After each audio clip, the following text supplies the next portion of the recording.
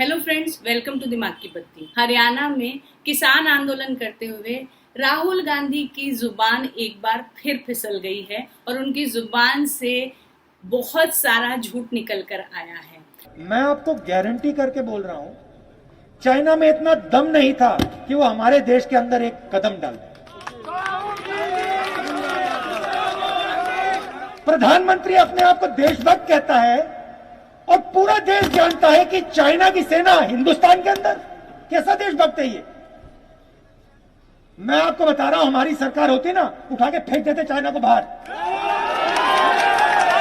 15 minute नहीं लगते, 15 minute नहीं लगते। उठा के हमारी सेना, हमारी वायुसेना उठा के चाइना को 100 किलोमीटर पीछे कर देती। राहुल गांधी को एक बात पता होनी चाहिए कि चीन ने एक बार नहीं कई बार भारत की जमीन पर अपना अवैध कब्जा किया है और इन सारे इंसिडेंट्स के दौरान या तो कांग्रेस या तो यूपीए की सरकार थी। हास्यास्पद तथ्य ये है कि कांग्रेस की सरकार और वायुसेना के नाम पर राहुल गांधी जितना उछल रहे हैं, उसी कांग्रेस की सरकार ने 1962 में वायुसेना को हमले की इजाजत नहीं दी थी। इंडियन एयरफोर्स चीफ का एक क्लियर स्टेटमेंट है कि अगर 1962 के युद्ध के दौरान भारतीय वायुसेना को हमले की परमिशन मिलती तो 1962 के युद्ध का नतीजा कुछ और ही होता। लेकिन 1962 का नतीजा कुछ और कैसे हो सकता था जब हमारे देश के प्रधानमंत्री पंडित जवाहरलाल नेहरू हिंदी चीनी भाई भाई का गाना गाने में व्यस्त थे और चीन की सेना भारत की सीमाओं पर घुसपैठ कर रही थी। ये वही सिचुएशन है कि जब रोम जल रहा था तो नीरो बांसुरी बजा रहा था। तो राहुल गांधी और कांग्रेस के सारे नेताओं से मेरा निवेदन है कि कृपया एक बार अपने देश की आजादी के बाद से अब तक की हिस्ट्री को ढंग से पढ़ लें, ताकि आप ऐसे सरेआम झूठ बोलते हुए पकड़े ना जाएं। सच्चाई ये है कि सन 1962 से भारत की लगभग 43,180 वर्ग किलोमीटर जमीन पर चीन का अवैध कब्जा है और ये सारा कब्जा उस वक्त हुआ है जब या तो कांग्रेस की सरकार थी या यूपीए की सरकार थी।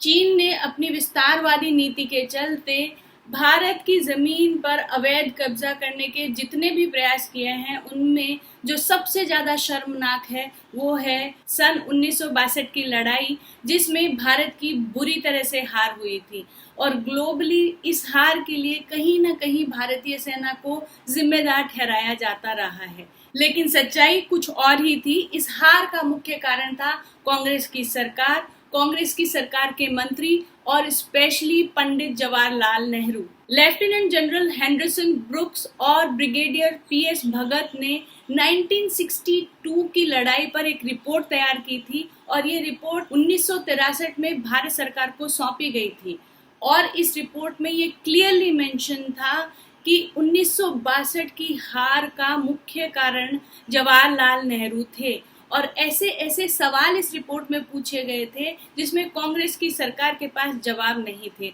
और यही कारण था कि इस रिपोर्ट को सार्वजनिक नहीं किया गया। ये तो शुक्र मनाइए कि ऑस्ट्रेलियाई पत्रकार नेविल मैक्सवेल ने अपनी वेबसाइट पर इस रिपोर्ट का कुछ हिस्सा लीक कर दिया और सच्चाई छन कर बाहर आने लगी। पिछले दिनों हमारी संसद में भी इस बात की मांग की गई थी कि ब्रुक्स और भगत की जो ये रिपोर्ट है इसको सार्वजनिक किया जाए, ताकि इससे हमारी सेना का मनोबल भी बढ़ेगा और हमारी आज की जो पीढ़ी है उसको भी 1962 की लड़ाई की सच्चाई पता चलेगी। मेरा भी माननीय अमित शाह और नरेंद्र मोदी जी से निवेदन है कि जल्दी से जल्दी इस रिपोर्ट को सार्वजनिक किया जाए, ताकि राहुल गांधी जैसे लोग सरेआम सफेद झूठ को पेश करना बंद कर दे और चाइना के बारे में वो जो बढ़ चढ़ कर बोल रहे हैं उस पे एक फुल स्टॉप लग जाए।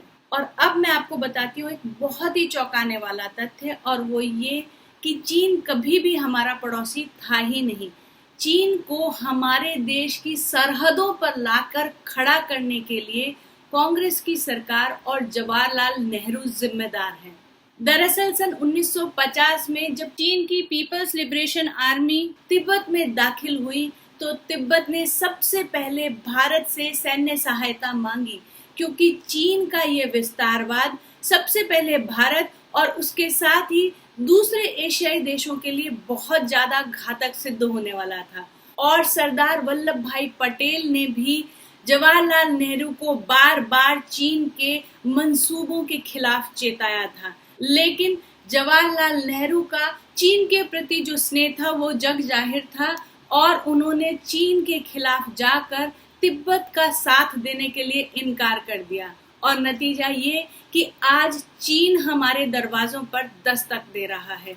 चीन के नाम पर राहुल गांधी ने बहुत जहर उगल लिया। अब इस सिलसिले पर एक पूर्ण विराम लगाना बहुत जरूरी है और इसका सबसे सही उपाय है कि हेंडरसन ब्रुक्स और भगत की रिपोर्ट को सार्वजनिक किया जाए।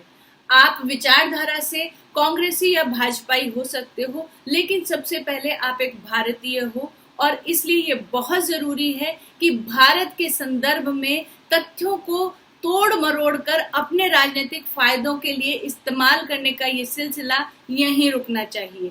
राहुल गांधी के भाषणों से एक बात तो तय हो गई है कि वो एक ऐसी पिस्टल है जो हमेशा बैकफायर करती है। अपने भाषण से वो हमला तो विपक्षी राजनीतिक दलों पर करते हैं, लेकिन गोली हमेशा और हमेशा कांग्रेस पर ही चल जाती है। अब तो ये हाल हो गए हैं कि कांग्रेस की स्थिति पर दया आती है। बेचारी कांग्रेस, राहुल की मारी कांग्रेस।